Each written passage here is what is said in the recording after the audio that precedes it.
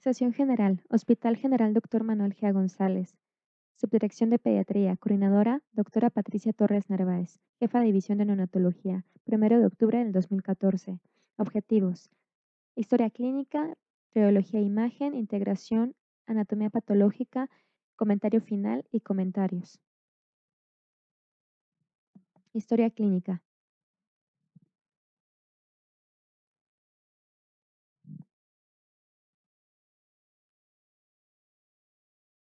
Fecha de identificación. Es un recién nacido, hombre. Fecha de nacimiento el 7 de octubre del 2013. Edad 13 días. Sexo masculino. Origen México DF. Fecha de ingreso el 20 de octubre del 2013 a las 16 horas.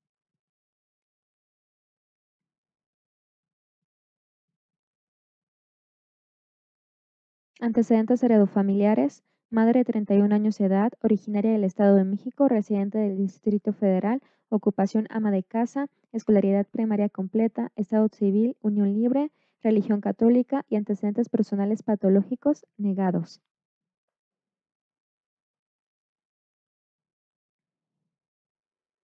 Antecedentes heredofamiliares, padre de 32 años de edad, originario de Oaxaca y residente del Distrito Federal, ocupación empleado, escolaridad primaria completa, estado civil, unión libre, religión católica y antecedentes personales patológicos negados.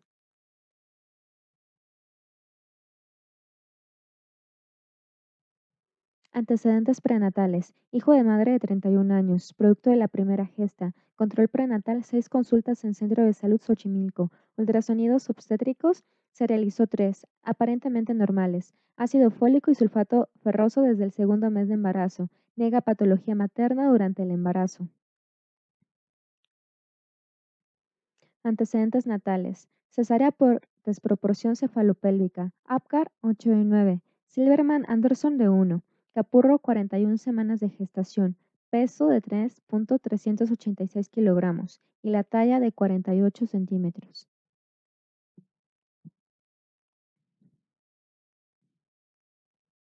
Padecimiento actual.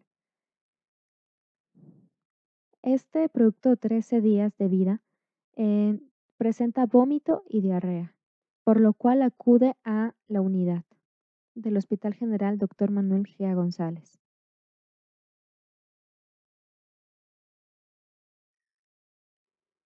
Los signos vitales es una frecuencia cardíaca de 130 por minuto, la frecuencia respiratoria de 51 por minuto y presenta salvas de polipnea de 80 por minuto. La saturación de oxígeno es 92% y la temperatura de 36.2 grados Celsius. La somatometría. Peso de 3.424 kilogramos, talla de 52 centímetros, perímetro cefálico 37 centímetros, perímetro torácico 37 centímetros, perímetro abdominal de 36 centímetros, segmento inferior de 22 centímetros y el pie de 8 centímetros. Exploración física, piel y mucosas levemente secas, secreción amarilla en conjuntivas, murmullo vesicular disminuido en neumotórax derecho, soplo continuo para esternal izquierdo, grado 3 y 6, evacuación con moco y sangre.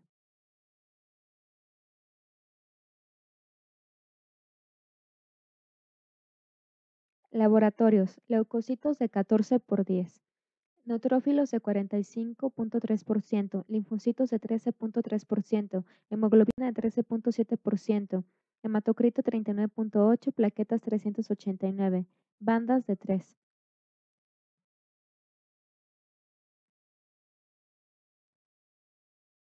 Diagnósticos de ingreso: sepsis neonatal tardía, probable cardiopatía congénita angiogénica y recién nacido eutrófico.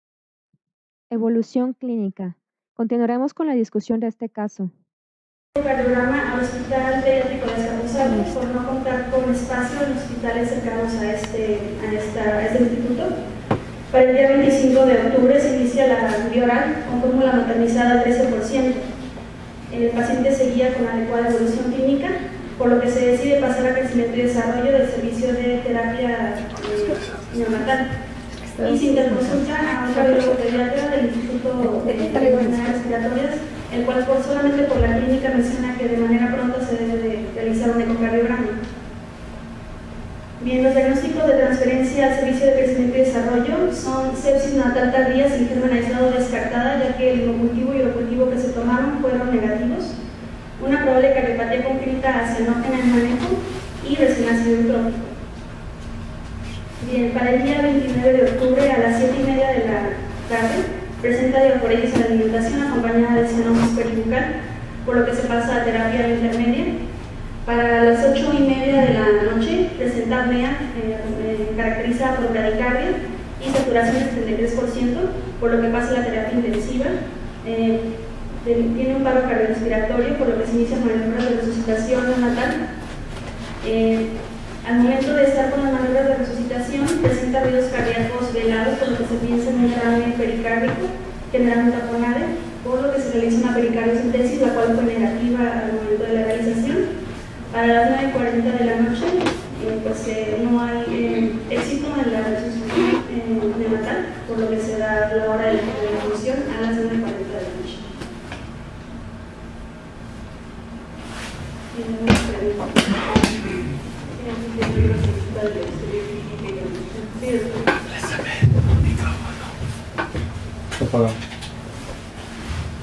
Llama la atención, la doctora lo mencionó, que se perdió la cesárea aquí en el hospital. Y dentro de los agregados clínicos no se menciona absolutamente nada, ni la evidencia de un software, nada. O sea, una exploración física pobre, y prácticamente podría decir, entre comillas, yo no podría normal, porque a los 13 días ya regresa con todo lo que nos han mencionado, y un soplo para externar.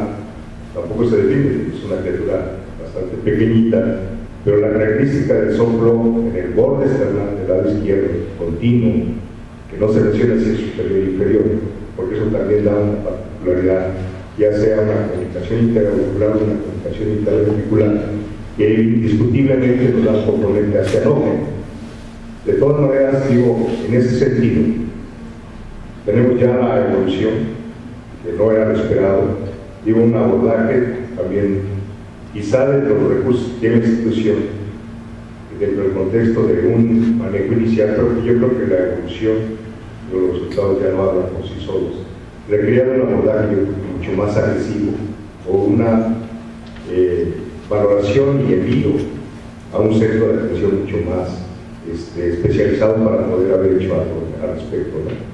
Lo del eco es muy válido, inclusive a veces se menciona cateterismo, pero yo creo que las evidencias las tuvieron, pero me llama mucho la atención que una exploración física normal llegue con un franco deterioro del punto de vista respiratorio. El resumen que yo tengo tiene frecuencia respiratoria de 70, y algo que me llamó la atención también, unas bilirrubinas de 12 con una bilirrubina indirecta de 11.86, no sé, creo que no se mencionó y que hubo al respecto.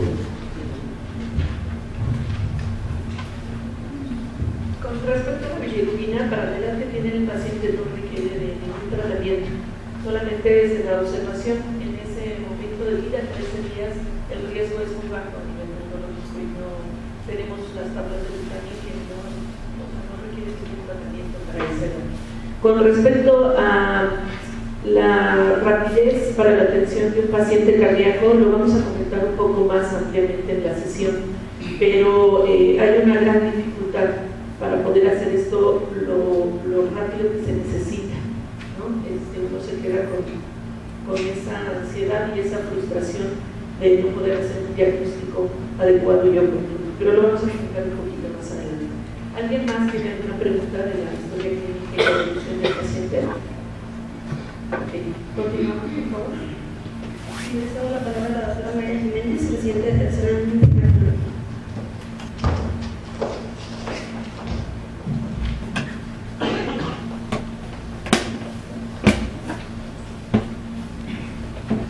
Buenos días, las imágenes que encontramos es una radiografía de tórax. Observamos la fecha, es del 29 de octubre de 2013 donde lo que se observa de tejidos blandos y estructuras óseas sin alteraciones, observamos la tráquea que está un poco lateralizada por la posición del paciente, ensanchamiento del mediastino, pero en relación a la placa que fue anteroposterior, que se puede observar un poco magnificada, y observamos la silueta cardíaca que tiene un aumento en el tamaño dependiente de cavidades del lado derecho, los ángulos cardiofrénicos y postdiafragmáticos bilateral están libres, observamos el parénquima pulmonar sin alteraciones o sin ningún infiltrado que nos llame la atención. Observamos el hígado que está en la posición correcta, lo menciono porque más adelante, por la patología del pequeñito, es indispensable visualizar estructuras en cavidad abdominal, hígado hacia el lado derecho y lo que es la burbuja del estómago hacia el lado izquierdo. Tenemos la última radiografía del pequeñito con la hora de 21:38. Del día 29, el día de defunción, donde observamos, en comparación al estudio previo, se observa sin cambios, se hace un poco más evidente lo que es el aumento de las cavidades del lado derecho y aparatos de telemetría.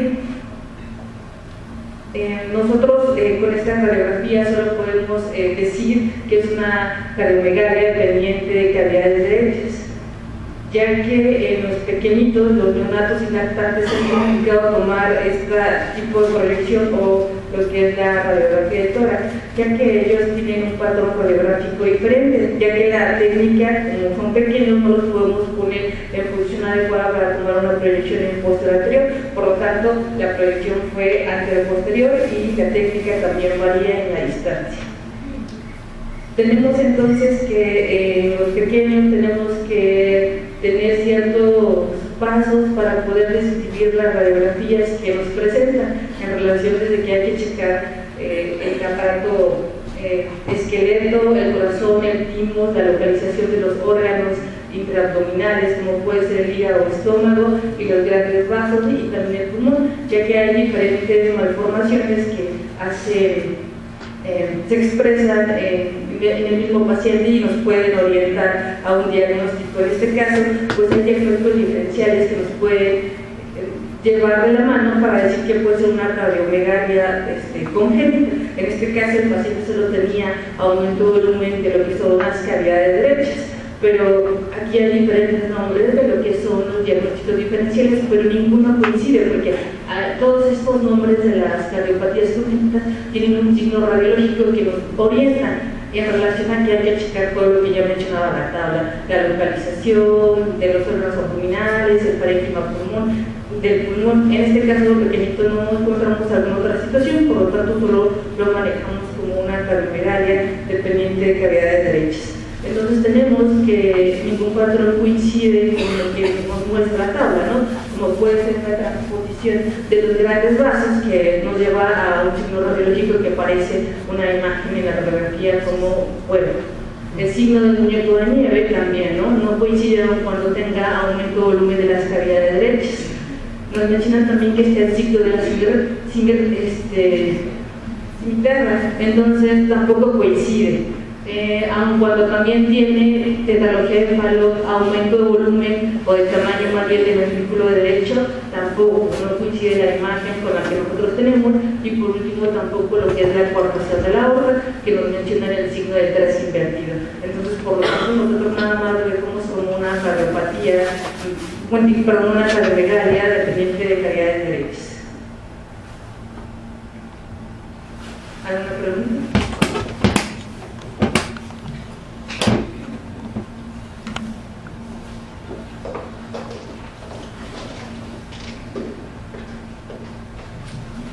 Buenos días. A continuación damos el ejercicio de la integración computal en función de los hallazgos que tuvimos con este paciente. Como se había comentado antes, los hallazgos que teníamos eran la relación clínica inicialmente con el cual llegó el paciente, al cual inicialmente tenemos que el paciente el paciente inició con sintomatología gastrointestinal, vómito, diarrea y datos de deshidratación. Provocó uno de los diagnósticos de ingreso una probable sepsis neonatal. se le da un mismo objetivo como se consignó en la historia clínica, y tenemos que durante su evolución en estos primeros días de vida se le tomaron varios estudios de laboratorio como una temática, así como distintos cultivos, ¿no? Que en el pacientito por su edad la relevancia son los cultivos inicialmente, y se le dio un manejo antibiótico. La evolución de este paciente, como también se comentó, no se volvió a presentar disminución de la consistencia de las heces fecales, así como tampoco no tuvimos un dato de respuesta a la sistémica.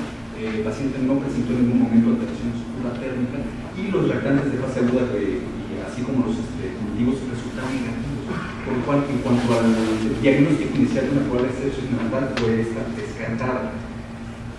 La evolución clínica en función del estado cardiovascular, digamos, del paciente, tenemos que ingresó con polipnea, datos de murmullo vesicular disminuido, y el soplo, ¿no? Que como habíamos comentado, únicamente se consigna en el expediente, que es un soplo de características de dominio sistólico de intensidad 3 de 6 y sin radiaciones. Bueno, esto fue a su ingreso, y posteriormente ya en su evolución como tal asociada tuvimos datos de identificación yugular, estertores crepitantes aislados con polipnea. Pensándose entonces en su estancia hospitalaria como una cardiopatía congénita, se le dan manejos polipléticos y se le toman los estudios pertinentes pensando en una cardiopatía congénita. Esto es una radiografía de tórax, que ya comentamos en la servicio de hematología, y un electrocardiograma. Finalmente, el paciente, el desenlace del paciente presenta trastornos del ritmo caracterizados por bradicardia, que finalizan con un paro cardiorrespiratorio, ¿no?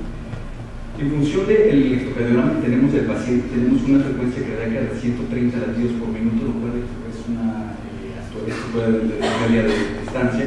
Es normal para el paciente. Tenemos la presencia de ondas P y un ritmo sinusal. Sin embargo, tenemos datos en B2 y B3 de incremento de cavidades derechas. Tenemos el aumento de las ondas R y las ondas S profundas, que nos hablan de sobrecarga derecha, de cavidades derechas. Como tal, en cuanto al ejercicio del paciente que nos llega con una probable o una sospecha de una cardiopatía congénita, hay varias cuestiones que hay que tomar en cuenta. Los pacientes que llegan entrada en el servicio de pediatría con un abordaje de entrada prenatal son pacientes que nosotros tenemos la sospecha de que pudieran estar en riesgo de presentar una cardiopatía congénita. Rápidamente menciono algunas de las indicaciones por las cuales uno haría un abordaje más exhaustivo con estos pacientes, teniendo datos como tal en esta gestación único previo con cardiopatía congénita, algunos de los padres con una cardiopatía congénita o secuelas de alguna cardiopatía congénita, condiciones maternas de riesgo para cardiopatía congénita, esto es diabetes mellitus, lupus eritematoso, algún manejo con anticonvulsivantes que padezca epilepsia, o alguna causación de teratógenos. En el caso del paciente como tal, o del recién nacido, que tuviéramos tenido datos como tal en su valoración prenatal de un crecimiento fetal normal, una identificación de anomalía cromosómica, algún dato, algún hallazgo, ya sea estudio de líquido amniótico o alguna alteración, pero realmente el examen cardíaco anormal nos va a provocar que se le haga al paciente ya en un estado neonatal, no prenatal. El diagnóstico como tal de una cardiopatía congénita se va a hacer mediante una ecografía, ¿no? Ya sea con modo 2D, Doppler, o lo que requiera, pero se comenta que el diagnóstico, digamos, ideal para este tipo de diagnósticos es el plano de 4 cámaras anormal visualizado con los controles ecográficos. Volviendo a nuestro paciente, tenemos entonces el detalle que habíamos comentado, ¿no? La sospecha clínica de una cardiopatía congénita, en función de que tenemos radiografía de tórax, como ya se comentó, con datos de una cardiomegalia importante. El índice cardiotorácico que tenía este paciente era de 0.75. En recién nacidos se comenta que hasta 0.6 es normal, a diferencia de los adultos, pero este paciente superaba por mucho, ¿no?, el índice límite normal. Datos como tal, ya en su evolución de insuficiencia cardíaca, en función de la disminución de estertores crepitantes, incuquitación yugular, datos como tal de sobrecarga hídrica, y la presencia como tal desde un principio de un soplo cardíaco, haciéndonos ver que había alguna alteración cardíaca en el paciente. Entonces, dentro del abordaje como tal diagnóstico meramente clínico, a falta de algún un estudio ecocardiográfico, podemos rápidamente iniciar el abordaje como si tenemos sospecha que el paciente tiene una cardiopatía congénita, primero de entrada saber si podemos dividirlas de manera práctica, cianógenas o no.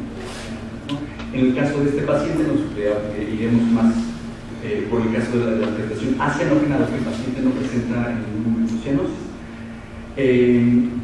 Bueno, como parte del abordaje o las guías de práctica clínica que la Sociedad Española de Pediatría comenta y también mexicanas, en función de la presentación de nuestro paciente inicial, en función de un soplo y una cardiomegalia, podemos pensar que dentro de las cardiopatías congénitas acianógenas, aquellas cardiopatías que nos presentan un cortocircuito izquierda-derecha, como habían comentado previamente, una comunicación intraventricular, una persistencia de conducto arterioso o una comunicación interventricular. Del mismo modo, dentro de las acianógenas podríamos comentar una estenosis pulmonar, una estenosis aórtica, una coartación pulmonar y una coartación aórtica.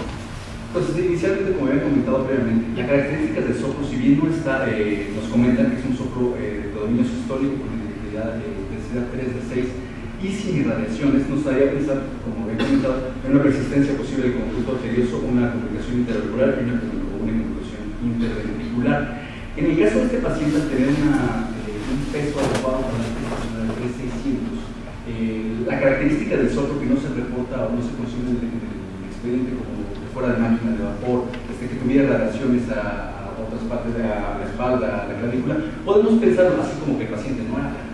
Podemos descartar primeramente la persistencia del conducto arterioso, siendo como repito, un ejercicio diagnóstico de función a falta de un ectocardiograma que me pueda ayudar. En el caso de una comunicación interauricular, sí, como sabemos acá, las comunicaciones interauriculares se presentan en su mayoría y la presentación clínica de mayor gravedad ya es cuando tenemos una descompensación más adelante y no en un paciente de 13 días de vida. La comunicación interventricular, del mismo modo, para presentar este soplo que se consigna, tendríamos ya un defecto muchísimo más grande y la presentación clínica inicial del paciente no hubiera sido, entre comillas, tan moderada. Se agrega entonces después datos como tal de dificultad respiratoria, polimnia, datos de insuficiencia cardíaca. Podríamos, abordando las cardiopatías congénitas previamente comentadas en una estenosis pulmonar o una estenosis aórtica, realmente era muy poco probable, dado que la presentación del paciente no era en muy poca medida sugería estas cardiopatías, en función de que estas cardiopatías al presentarse presentan datos como tal de bajo gasto cardíaco, incluso choque cardiogénico, que el paciente inicialmente no presentaba. Las alteraciones del ritmo finalmente entonces presentaron ya en el desenlace del paciente y fueron características más hacia radicales, pero fue realmente previo al paro cardiorrespiratorio. Entonces, realmente de estas que habíamos ido abordando, ya habíamos descartado estas, nos quedaba nada más en como parte de este ejercicio la coartación aórtica. Llama la atención como dato, abordando rápidamente la coartación aórtica, es una cardiopatía congénita. La doctora de radiología había comentado un 9%, y nuestras zonas lo tenemos un 7% de frecuencia. Es una cardiopatía predominantemente en sexo masculino, el paciente tenía sexo masculino, y del mismo modo se asocian a otras malformaciones. La mayoría son de 15 y de 5%, presentarán aorta y valor de efectos septales. De estas guías de cardiopatías congénitas nos muestra esta radiología de una coartación aórtica que ahorita, como lo comentaremos posteriormente con la fisiopatología, sin embargo, asimila bastante la presentación de nuestro paciente.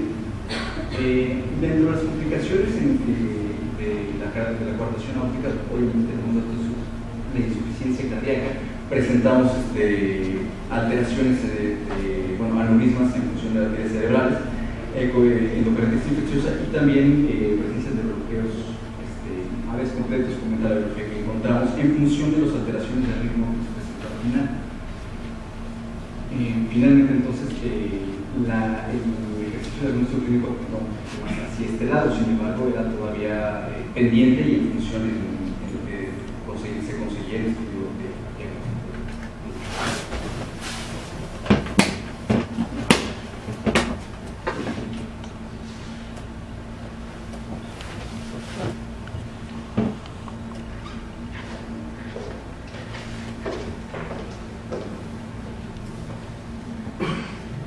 continuaciones que hicimos ahí en la adopción número 47 de este año, perdón, del año pasado. En primer lugar tenemos la lista anterior del bloque completo de los órganos. Observamos la lengua, el corazón, que es muy evidente por su tamaño, que ya comentaron previamente, el hígado, el estómago, intestino grueso, el intestino delgado. Las vísceras abdominales son de morfología normal y de localización habitual. Vemos que está el hígado un poquito desviado, pero eso es por la forma en la que se tomó la fotografía. Volviendo al corazón, observamos el timo en la parte superior, el pericardio, que es café claro, liso y brillante, y observamos dos lesiones puntiformes en su cara anterior, esto en relación a la pericardiocentesis que se realizó durante los procesos de reanimación. Ya desde aquí vemos que el corazón está aumentado de tamaño en relación a lo que vemos normalmente en un niño recién nacido. Ya sin el pericardio observamos únicamente el corazón. Esta es una vista anterior en donde vemos que el ventrículo derecho ocupa una gran parte de la cara anterior del corazón. El septo interventricular está ligeramente hacia la izquierda. Esto lo vemos, bueno, sabemos de antemano que en la cara anterior el ventrículo derecho ocupa prácticamente toda la superficie. Sin embargo, vemos que hay un pequeño abultamiento que lo hace ver más grande. Hacia la cara posterior vemos el septo interventricular que se localiza prácticamente a la mitad. Normalmente sabemos que la cara posterior está prácticamente ocupada por el ventrículo izquierdo. Sin embargo, aquí, al localizarse el septo interventricular en la línea media, nos apoya esto de que el ventrículo derecho está crecido. Aquí tenemos un acercamiento a la parte superior del corazón en donde vemos la orejuela derecha y la orejuela izquierda que están localizadas en el lado anatómico correcto. En un acercamiento más detallado de la emergencia de los grandes vasos observamos la arteria aorta en su trayecto ascendente, el callado, el tronco arterial brachiocefálico, la carótida interna izquierda y la subclavia izquierda. Justo después de la subclavia izquierda y antes de la unión con el conducto arterioso, observamos que hay una disminución del calibre de la arteria aorta, que es aproximadamente el 50% de lo que encontramos posterior a la unión con el conducto. Entonces, eso está en relación con una coartación aórtica preductal. Este es el conducto arterioso que bueno, observamos que emerge de la arteria pulmonar. En un corte del conducto arterioso observamos que tiene una luz puntiforme vean, esta es una aguja, entonces es aproximadamente de 1 milímetro. Con esto podemos decir que el conducto arterioso está cerrado, ya que este calibre es nulo prácticamente. En un corte en donde observamos la superficie de la aorta y el ventrículo izquierdo, vemos que la válvula aórtica es de morfología diferente a lo que normalmente observamos. En primer lugar, estamos ante una aorta bivalva. Esta es una valva y esta es la otra. Aquí observamos los senos coronarios, pero aunque se trate de una aorta bivalva, la morfología está alterada. En esta fotografía se observa mejor cómo la valva se ve engrosada, se ve rugosa, se ve irregular y al tocarla se siente un poco dura. Entonces, esto corresponde a una displasia de la válvula aórtica. Este es un comparativo para que veamos cómo es normalmente, macroscópicamente, una válvula aórtica, en donde observamos las 3 valvas con esta morfología de nidos, que son café claras, son lisas, brillantes, son delgadas y móviles, a diferencia de lo que estamos observando aquí, que es completamente distinto. Inclusive, por ser una aorta bivalva, debería tener esta morfología, o sea, 2 valvas pero con esta morfología, entonces esto apoya más la displasia. Aquí observamos un corte histológico de la valva, observamos el músculo cardíaco, aquí la inserción cartilaginosa al anillo valvular, y observamos el borde libre de la válvula, que como vemos se ve pequeño, se ve retraído, se ve engrosado. Observamos la capa fibrosa, que está muy delgada, y la capa esponjosa, que prácticamente ocupa todo el espesor de la válvula. En un acercamiento observamos cómo la capa fibrosa tiene las fibras de colágeno dispuestas de una manera desorganizada e irregular, y hacia el borde de la valva observamos que prácticamente no observamos fibras de colágeno, sino únicamente células de la matriz, células de la matriz valvular, y prácticamente todo esto es matriz extracelular. Se realizó una función de triclónico de Masson para tratar de evidenciar si es que había fibrosis, y en la tinción las fibras de colágeno se tiñen de un color azul, que prácticamente aquí vemos que hay algunas fibras de colágeno todavía permanentes, teñidas en azul, pero de manera muy desorganizada. Se realizó una tinción de azul anciano que nos sirve para evidenciar la matriz extracelular, además de mucinas ácidas, pero en este caso vemos que casi todo el borde de la valva estaba constituido de matriz extracelular, es decir, de proteoglucanos, glucosaminoglucanos.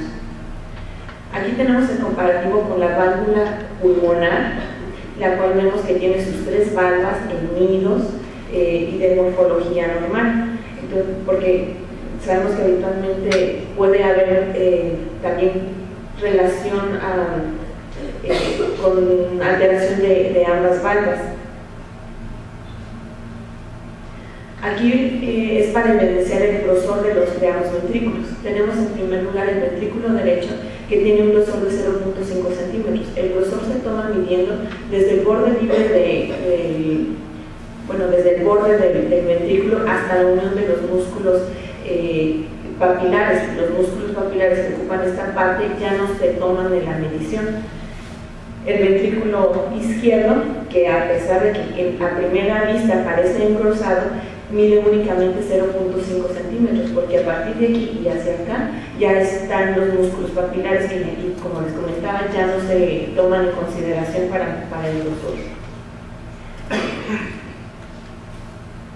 En esta imagen es para evidenciar la dilatación del ventrículo izquierdo, la cual está pues aumentada en relación a la edad que tiene este niño. Observamos también las cuerdas tendinosas y los músculos papilares del ventrículo derecho, que son de morfología normal.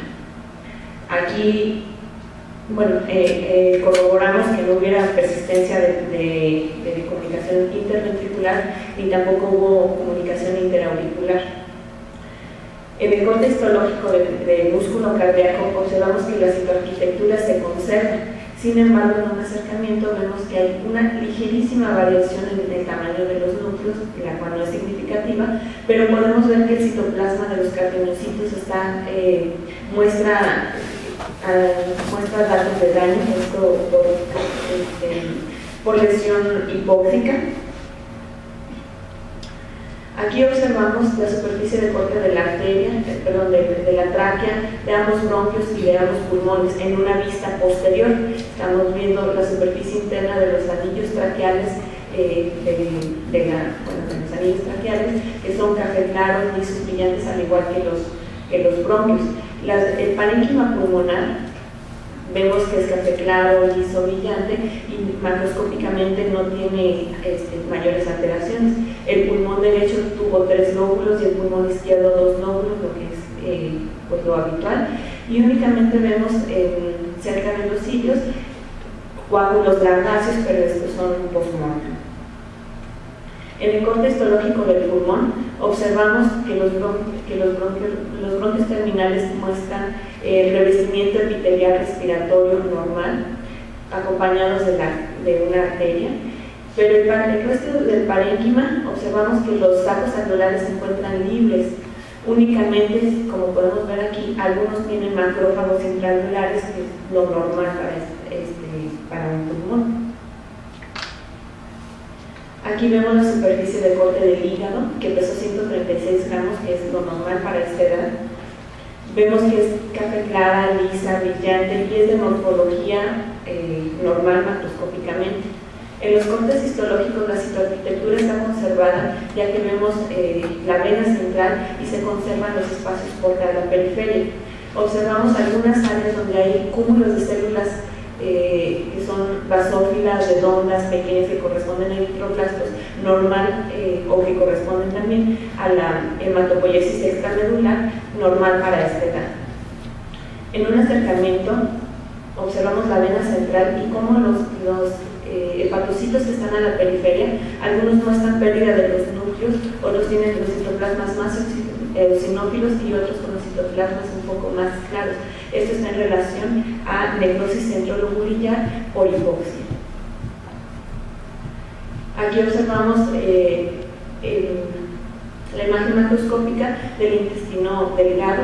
Vemos que la sedosa es café clara, lisa y brillante, es homogénea en todo su trayecto. Aquí observamos una parte de la mucosa que tiene los pliegues conservados, café claros de morfología normal. El mesenterio es translúcido, blanquecino, normal para la edad. Sin embargo, observamos estas nodulaciones en el mesenterio que son café claras, bien delimitadas, de consistencia blanda y que corresponden a ganglios linfáticos. Esto está en relación con la adenitis mesentérica. En el corte histológico del intestino delgado observamos las vellosidades que son de características normales. Observamos la submucosa, la muscular interna y la muscular externa, que únicamente tienen bandas de contracción en relación a hipoxia. Aquí observamos un corte histológico de los ganglios del mesenterio, en donde únicamente vemos hiperplasia linforeticular y esto corresponde a un ganglio reactivo. Observamos algunas áreas donde vemos células adiposas de características fetales, esto por la grasa parda fetal que aún conserva este niño. Aquí observamos el intestino grueso, el cual, bueno, es evidente que la mitad derecha se encuentra ligeramente dilatada, pero esto por ocupación de materia fecal. Por lo demás, los pliegues están conservados y la sedosa es de características normales. En el corte histológico, el epitelio de superficie únicamente muestra datos por lisis y las capas musculares muestran algunas bandas de contracción en relación a hipoxia. Aquí observamos el bloque aorto-renal y la superficie de corte de ambos riñones y de la vejiga. La relación corteza-médula de los riñones está conservada. Vemos que es café claro, son homogéneos, bueno, excepto algunas áreas que son de apariencia excesiva, por lo demás normales. Observamos la vejiga con un pequeño remanente de lugar por el cual no era permeable, es únicamente una pequeña saliente. La mucosa es café clara con los pliegues conservados. En el corte histológico del riñón, los glomérulos son de características normales, a excepción de algunos cuantos que son pequeños, que tienen morfología aún fetal, pero es normal verlos a esta edad. Los túbulos, como podemos ver, tienen algunas citoplasma muy eosinófilo, disminuido en tamaño, y algunos de ellos tienen pérdida de los núcleos. Esto en relación a necrosis tubular aguda, puede ser secundario hipoxia. La superficie de corte ya fijado del vaso, que pesó 15 gramos, normal para la edad, vemos que es homogéneo, café pardo, café oscuro, que en los cortes histológicos muestra la pulpa blanca conformada por estos cúmulos de linfocitos y a la periferia la pulpa roja, la cual en algunas áreas muestra únicamente excavación eritrocitaria correspondiente con hemorragia focal del vaso en relación a hipoxia también. Aquí observamos la superficie de corte del cerebro en un corte coronal, en donde observamos los surcos y los giros y surcos de características normales, ya con una arquitectura de término. Vemos la línea media que está precisamente en la línea media, no hay desviaciones. Y en un corte histológico observamos que hay rarefacción del neurófilo, que se manifiesta por estos espacios un poco más claros, como pequeñas lagunas, y hay neuronas que muestran degeneración eosinófila, esto en relación a hipoxia.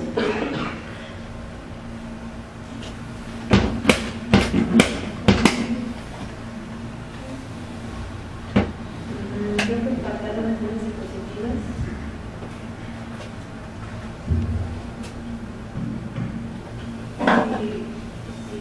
Si quieres hacer un resumen del comentario final. Sí, con todo esto se realizaron los siguientes diagnósticos finales, que fue primero un recién nacido de término, con peso adecuado para la edad gestacional. Tenemos un recién nacido nacido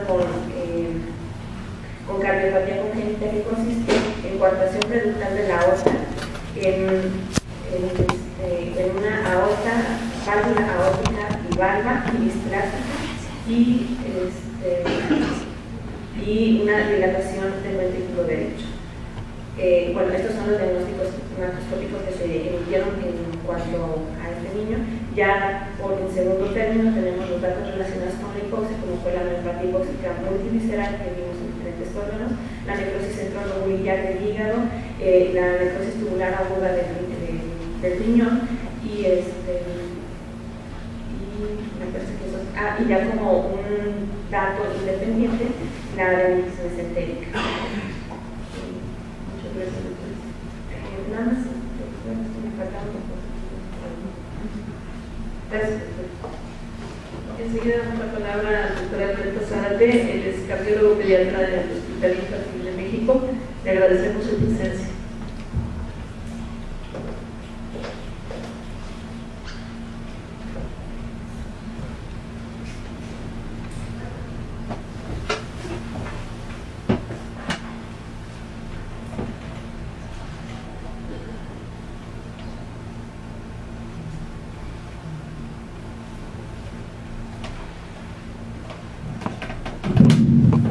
Antes que nada, agradecer la invitación y bueno, vamos a comentar el caso interesante sobre un paciente con coartación de aorta. Y dentro de las cardiopatías congénitas en neonatos, pues es sumamente importante el tener bien claro el concepto de una cardiopatía congénita crítica o que se presenta con manifestaciones en el recién nacido. Es un reto para todo el personal de salud. Las cardiopatías congénitas son los defectos congénitos graves más frecuentes y una de las tres principales causas de mortalidad prenatal y perinatal. Y la incidencia estimada de cardiopatías congénitas conducto dependientes es de 2 a 3 por cada 1000 nacimientos. Entonces no es una condición extremadamente rara, sino que cada vez está a través de las nuevas técnicas de diagnóstico como es el ecocardiograma, pues está dando pie al diagnóstico temprano de estas cardiopatías y obviamente el manejo oportuno. Las cardiopatías conducto dependientes, la cardiopatía conducto dependiente es muy claro definirla. El neonato depende completamente de la permeabilidad del conducto arterioso. Como mencionaba la compañera de patología, el conducto arterioso de este paciente estaba prácticamente fluido y seguramente fue la causa del fallecimiento. Dentro de las cardiopatías conducto dependientes más frecuentes se encontraba una estenosis aórtica crítica, que seguramente este paciente tenía una displasia de la válvula aórtica bicúspide, lo que generaba seguramente un gradiente de aceleración en el tracto de salida del ventrículo izquierdo y que seguramente era el origen del soplo cardíaco. El soplo como tal en el recién nacido no es algo que nos pueda orientar en muchas ocasiones a la cardiopatía, pero de lo que estamos seguros es de que si tiene un soplo desde el al momento del nacimiento, seguramente se trata de una valvulopatía, como puede ser una estenosis aórtica crítica o una estenosis valvular pulmonar crítica. Obviamente también la atresia pulmonar, la transposición de grandes arterias. Y pues dentro de estas cardiopatías conducto dependientes se da la coartación aórtica. Este es un esquema, el autor es un fisiólogo hemodinamista de Boston, el doctor Rudolph, donde para enfatizar que la saturación en la aorta en la vida fetal es de 68%. Esto es importante ya que en el nacimiento de un recién nacido con una cardiopatía congénita conducto dependiente, nuestro objetivo como tal para todo el personal de salud es hacerle creer al neonato que todavía está adentro de la mamá. Es la forma en la cual nosotros podemos mantener las mejores condiciones. Entonces es todo un reto el manejo de un paciente con cardiopatía congénita crítica, y todo empieza desde la sala de reanimación, el hacer una reanimación ordenada, como aquí normalmente ya se tiene bien establecido, y utilizar lo menos posible el oxígeno, ya que el uso de oxígeno en estos pacientes, sin ser completamente necesario, puede modificar la evolución. Obviamente, a nosotros, al encontrar datos como pulsos disminuidos, un llenado distal disminuido o prolongado, una hiperactividad precordial anormal y saturación baja, pues obviamente esto requiere llevarlo a una unidad de cuidados intensivos para su estudio, como lo hacemos aquí. Y pues obviamente el hecho de encontrar esta radiografía es una urgencia, ¿no? El tener ese grado de cardiomegalia habla de una disfunción global de ambos ventrículos. Seguramente tenía congestión venocapilar por la disfunción tan grave del ventrículo izquierdo por el proceso obstructivo al tracto de salida tan importante, que nos habla de esta placa. Es una insuficiencia cardíaca grave que requiere en menos de 24 horas un diagnóstico ecocardiográfico para evidenciar ante qué estamos tratando. El electrocardiograma es otra de las cuestiones básicas que utilizamos nosotros para el abordaje clínico del paciente. En este caso, como bien mencionaba, se tiene el eje a la derecha, pues obviamente es un hallazgo normal en el recién nacido, pero también hay datos importantes: hipertrofia ventricular izquierda y la transición eléctrica del septum está muy temprano, lo que nos habla de una hipertrofia importante del ventrículo izquierdo. Al tener estos hallazgos y clínicamente alteraciones en el llenado capilar, hiperactividad precordial, alteraciones en la saturación, dificultad respiratoria, estamos obligados a realizar un estudio ecocardiográfico e idealmente, obviamente, de acuerdo a la gravedad del paciente, en la cama es lo que más se recomienda, que se lleve el ecocardiograma a la cama del paciente, realizar un estudio anatómico y, de acuerdo a los hallazgos, también iniciar infusiones de prostaglandinas cuando son cardiopatías conducto dependientes, o llevarlos a sala de hemodinamia para hacer una angioplastia o un stent en el conducto y salvarle la vida al paciente. Dentro de la coartación aórtica, rápido, esta es la coartación que tenía nuestro paciente, una coartación preductal. Pues como tal, la coartación aórtica es la cuarta lesión en frecuencia que necesita de alguna intervención durante el primer año de vida. Aproximadamente la mitad de los casos corresponde a una lesión compleja y demanda un tratamiento agresivo. Es la segunda cardiopatía congénita más frecuente diagnosticada durante la edad adulta. Esto es también una cuestión que inquieta mucho para el diagnóstico, ¿no? Se nos van muchos neonatos, muchos niños, adolescentes y escolares sin el diagnóstico, y pues después de la CIA es la cardiopatía congénita más frecuente diagnosticada. Y este punto es muy importante: es posible la disfunción ventricular izquierda, que en el caso que se presentó hoy era claro, evidente que tenía una disfunción ventricular izquierda grave.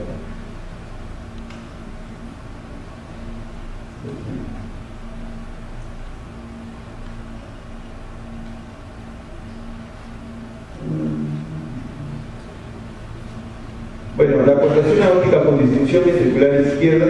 Obviamente la coartación aórtica en neonatos se presenta como una condición clínica crítica. Generalmente se retrasa el diagnóstico por lo que ustedes quieran, por una mala también exploración física y por a lo mejor en algunas ocasiones no tener también los medios para hacer el diagnóstico. Es frecuente encontrar asociadas otras anomalías, como el caso seguramente de tener una estenosis aórtica bastante significativa. La cirugía en neonatos en pacientes con coartación y disfunción ventricular izquierda es de alto riesgo, por lo que hacemos en estos casos, o lo que se le debería de haber hecho a este paciente, es una dilatación percutánea del segmento coartado, que se considera como paliativa por el grado de índice de restenosis que presentan estos pacientes, pero al abrir el sitio de coartación mejora mucho la función ventricular izquierda y con esto la evolución del paciente. Los diagnósticos, pues es también la clínica, nos debe de orientar mucho sobre el paciente. Si bien no tenía una clínica muy florida este paciente, pero sí generalmente encontramos anuria, hepatomegalia y la ausencia de pulsos periféricos, pulsos radiales disminuidos.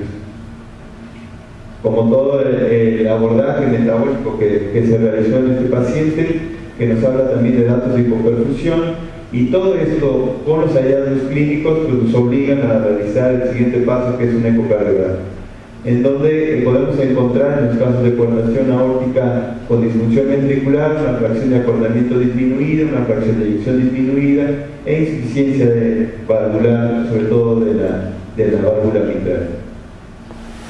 En el hospital, en el infantil de México, nosotros, si no existe una condición o un diagnóstico perfectamente con el detalle anatómico necesario para tomar la decisión, nos apoyamos de diferentes estudios como es la tomografía y la resonancia magnética para poder detallar sobre todo distancias y ver la posibilidad del tratamiento, ya sea con una angioplastía con balón o también ver la posibilidad de poner un stent. Dentro de estas cardiopatías congénitas críticas, pues es un hallazgo frecuente la falla crónica múltiple, y comentando esto, en el Cardiólogo de Jong en el 2009 presentan una serie de casos donde pues también encajaría perfectamente nuestro paciente, con 36 niños con coartación y disfunción ventricular izquierda, de los cuales 13 no tenían falla multiorgánica y se llevaron a cirugía y no tuvieron ningún problema. Y posteriormente 23 con falla orgánica múltiple se llevó escalonadamente el tratamiento médico, y de estos 23, 9 se mejoró la falla multiorgánica y se llevaron a cirugía, pero puede ser que en los pacientes con coartación aórtica y disfunción ventricular y falla multiorgánica requieran el tratamiento paliativo con angioplastía en la sala de orina. Este es un poquito, son imágenes que se llevan a cabo, son de nuestros pacientes, donde se ve una coartación grave, donde no pasa el medio de contraste de aorta descendente, y se hace la plastía con balón, y aquí están los resultados. Pues eso se considera un procedimiento salvavidas, alivia la insuficiencia cardíaca, reduce la presión ventricular y obviamente mejora las condiciones generales del paciente, como ya últimas terapias es el stent en coartación, y ya desde el año pasado se están poniendo stents biodegradables. Es algo de la experiencia del hospital. Pues nada más para también que quede bien claro la historia natural de la coartación aórtica. Se puede presentar o se puede dividir en dos grandes grupos, en menores de un año y mayores de un año. En menores de un año generalmente se desarrolla insuficiencia cardíaca grave desde los 3 meses de edad y alcanza una mortalidad cerca del 80%, y la mitad de los casos son sintomáticos antes de los 3 meses de edad y se acompaña generalmente de disfunción ventricular, y obviamente en mayores de un año, como comentaba, pueden debutar con hemorragia intracraneal y hipertensión arterial. Como conclusiones, la coartación aórtica con disfunción ventricular izquierda es una condición que deriva en alta mortalidad en la etapa neonatal. La mortalidad en esta etapa es desconocida por la falta de diagnóstico temprano, eso es también muy importante. La angioplastía aórtica es un procedimiento paliativo y sirve como puente para la cirugía, y obviamente la asociación con falla orgánica múltiple es de alta mortalidad. Les quería comentar, este punto se me hace fundamental, lo que se está realizando en todas partes del mundo, en Europa y especialmente en Estados Unidos, el tamizaje de cardiopatías congénitas. Esto se inició en el 2007 en Suecia y Suiza, en Europa, y actualmente ya hay más de 270 artículos publicados sobre el tamizaje de cardiopatías congénitas. Ya está regulado por el Departamento de Salud en Estados Unidos y por la Asociación Americana de Pediatría y la del Corazón para el tamizaje, y ya se considera un estándar nacional de detección en los recién nacidos. Y esto es algo relativamente sencillo, es el tomar saturaciones preductal y postductal. Se recomienda obviamente con un equipo en el cual se es contramovimiento y que tiene una adecuada sensibilidad en percusión baja. El líder es los equipos son Máximo y obviamente ya tiene bien establecido su protocolo, y lo importante de esto es que nosotros a nivel de segundo nivel y obviamente también en tercer nivel se puede llevar a cabo este tamizaje de cardiopatía congénita con este dispositivo y con esto aumentar el índice de diagnóstico de las cardiopatías. El tamizaje es algo factible completamente y junto con el ecocardiograma fetal se tiene una detección del 90% de las cardiopatías congénitas y como comentábamos es actualmente un estándar en las unidades de terapia, en las unidades neonatales pues. Y puntos por reforzar que nos debe dejar este paciente es que la clínica es importante, como comentaban también, hay que hacer una exploración física muy detallada. El diagnóstico de coartación aórtica en el recién nacido no es tan sencillo, pero ya después en la etapa escolar se puede realizar con palpación de pulsos únicamente con disminución de los pulsos en miembros inferiores. Los soplos, no todas las cardiopatías congénitas graves soplan, entonces encontrar un soplo obviamente obliga a que lo estudiemos y que la actividad precordial, la toma de presión arterial es fundamental, el tamizaje de cardiopatías congénitas y requerimos, es una obligación, la valoración oportuna por cardiología pediátrica en estos días.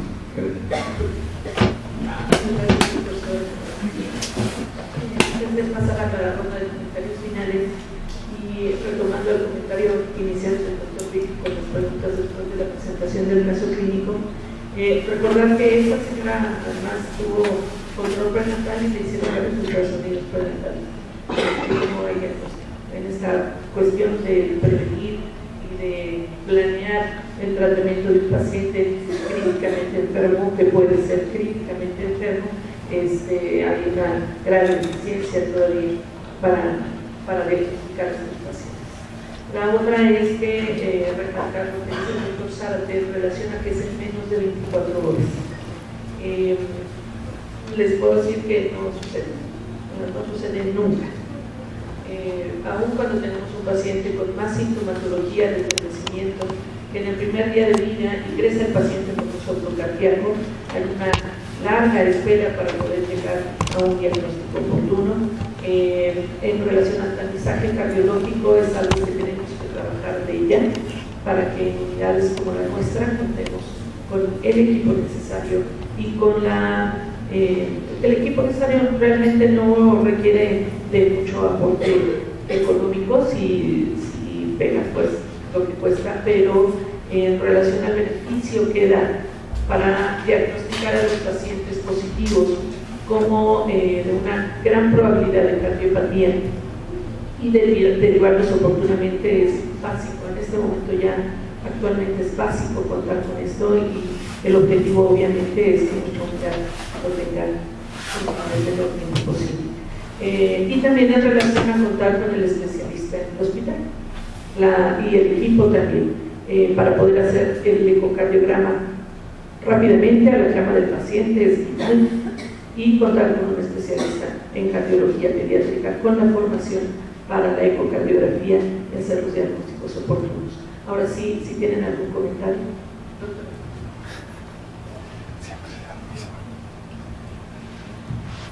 Yo creo que esto, como usted lo ha señalado, nos deja mucha enseñanza. Sin embargo, aquí en el hospital, yo recuerdo ya hace más de 20 años, teníamos equipo, tenemos un cardiovascular, tenemos un cardiólogo, no es pediátrico, pero tenemos el recurso humano. Yo creo que en estos aspectos no sé si hubo alguna participación en la colación, porque inclusive con un equipo ahí muy ad hoc con la cuestión del recurso de radiología, se hacían los ecos y se valoraba y se hacían las intervenciones en aquel entonces, estoy hablando más de 20 años. Sin embargo, yo creo que lo ha señalado el doctor, el haber estado en su ambiente que era dentro del útero y posteriormente la extracción debuta, ya no es el ambiente que requería y da toda esta sintomatología y toda esta manifestación clínica que se nos puede dar. Yo creo que esto es muy discutible, porque el palpar los pulsos y el encontrar esa diferencia, digo, no se requiere más que palparlo y hacerlo, y cosa que realmente a veces se nos va de las manos. Y de tal manera que con una imagen, que digo, en el adulto es un Bobis Cordis, y aquí en el niño prácticamente es todo corazón, digo, con ese soplo al externar, que sí tiene mucho que ver la respiración física, y si usted me dice que está a 1, 1.5, debo de pensar en la aorta y no de pensar en CIA o CIB. Yo creo que estos son de los aspectos que todavía debemos de retomar. Estamos en un hospital de mucha trascendencia, donde muchas de las cosas que hacemos, pues sí, solicitamos equipo, pero tenemos nuestros 5 sentidos y debemos verdaderamente llevar a cabo nuestra práctica clínica ante el paciente y hacer verdaderas historias que desgraciadamente los resúmenes que nos presentan adolecen mucho de lo que realmente estamos haciendo desde el punto de vista de la enseñanza clínica como debe ser. Estoy cierto que es muy difícil, pero si no lo hacemos desde un principio, pues definitivamente digo, ya el médico de ahora tiene toda la cibernética, ya no palpa, ya no oculta, y eso, señores, se está perdiendo porque la clínica es exactamente del lado derecho del paciente, dependiendo de la cama como le encuentre.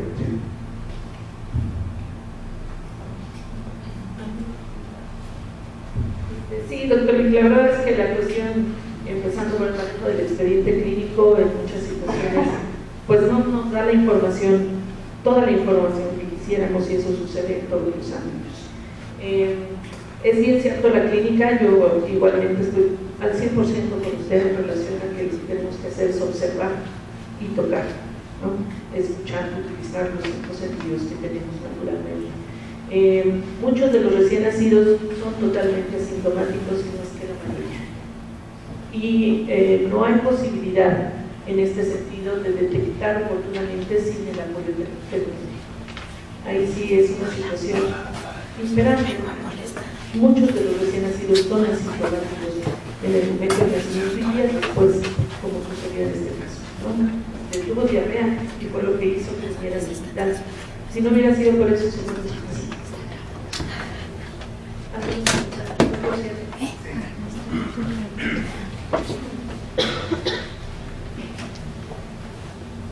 Sí, yo quisiera preguntarle al doctor Zárate, bueno, a todos ustedes, los pediatras, ¿qué recomienda él en un hospital como el nuestro, con estas deficiencias que no se pueden subsanar de un día para otro?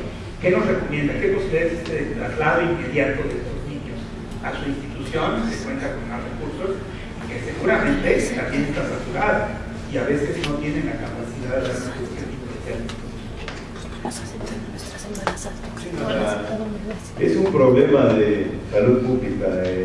Las cardiopatías congénitas, el Hospital Infantil de México, el Instituto Nacional de Pediatría y el Ignacio Chávez están rebasados completamente.